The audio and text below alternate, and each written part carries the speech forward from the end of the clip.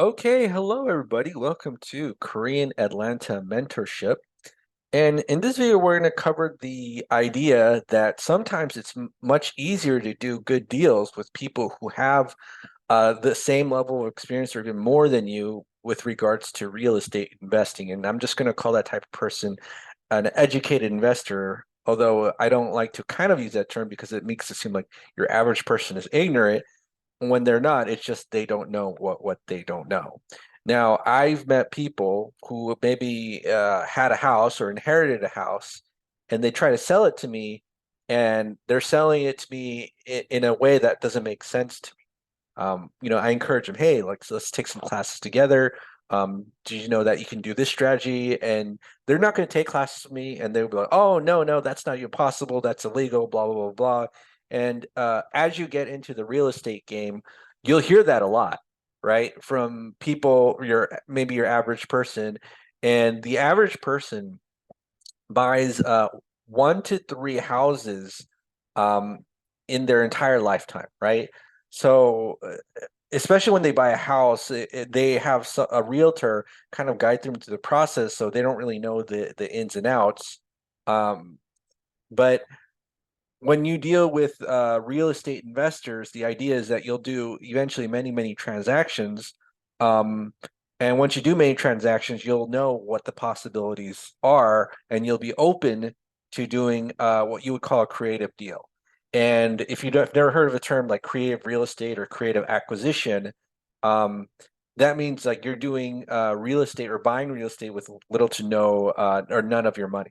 So here's what I'm going to start off with this in this video. We're going to ask a question to Chat GPT, and this is kind of a loaded question because I'm kind of presuming the answer, but we'll just go ahead with it anyway. So, why are educated real estate investors more likely to sell using seller financing than an average seller? So, if you've never heard of the term seller financing, it's basically the seller kind of being they are being the bank. So what does that mean? The seller is asking the buyer, don't pay me all at once, pay me like a 30-year mortgage over time. So you're paying in payments rather than the whole shebang at once, and the seller gets interest. So let's go ahead and see what ChatGPT says, right? So as you can see, there's a whole lot of answers that ChatGPT is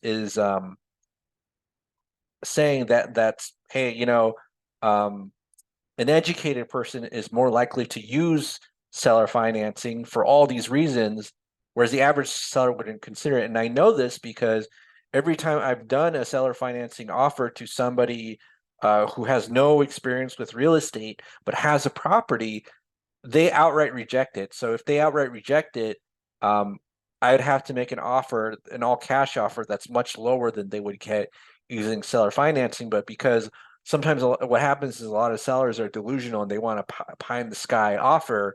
And if they, always request like a pie in the sky offer, it usually happens that they're just never going to sell the property, right? Okay. So I have a friend who bought a property.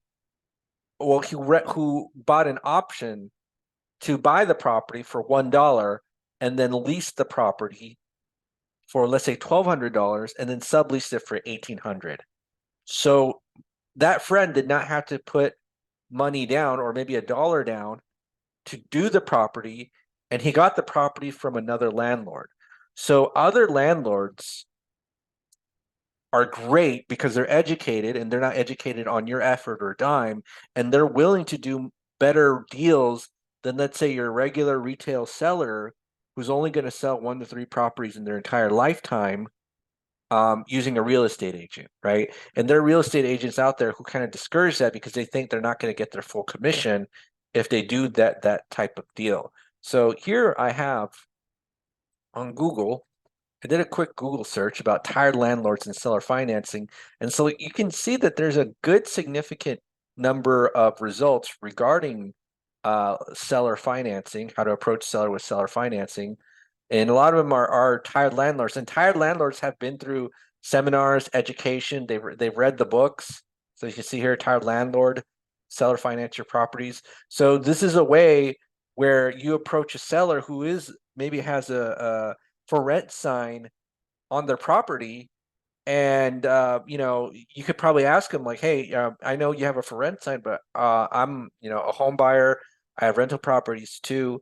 Are you interested in selling using maybe seller financing?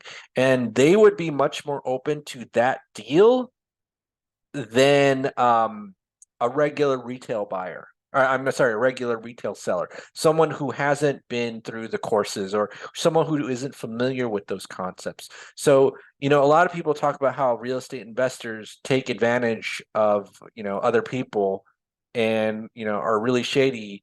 But usually, people, there's bad people, bad apples everywhere. But usually in this field, if you're a real estate buyer as an investor, a good number of your great deals could come from educated sellers. And like I said, tired landlords. What's a tired landlord? It's a person who's sick and being a landlord, read the books, got excited, and they just don't want to do it anymore. All right. So this is Korean Atlanta Mentorship. If you're interested in joining our group, go ahead and send us an email on the About page of the YouTube channel, and feel free to reach out to us, or go ahead and click the Google form link on the description below. Hope you learned a lot. Have a great day, and we'll speak next time.